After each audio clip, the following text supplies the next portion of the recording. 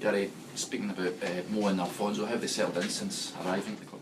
Yeah, they've been great. We have a fantastic group here who've welcomed them, and they're coming into a real good environment to work in, and they're looking forward to it. So no, we're all very much together.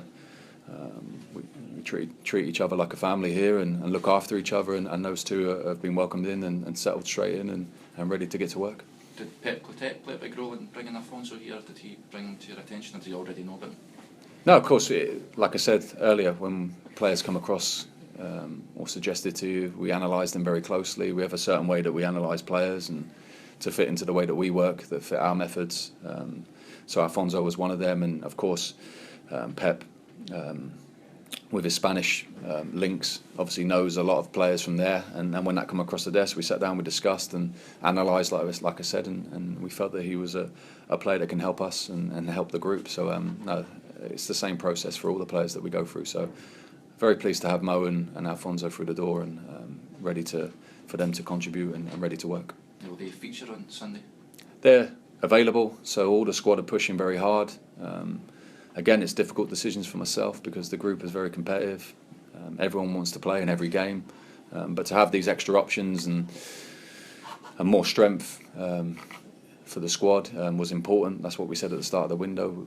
We have that now, so yeah, everyone will be ready, and in these games coming up, everyone's going to be needed. So we're preparing the squad in that way.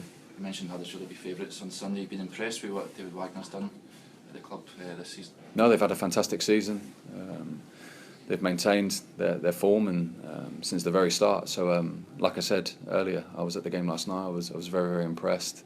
And considering it was against the league leaders in Brighton, who've been the best team in the league so far, it makes it an even more impressive performance and result. So, no, it's going to be our toughest game of the season up to this point, for sure.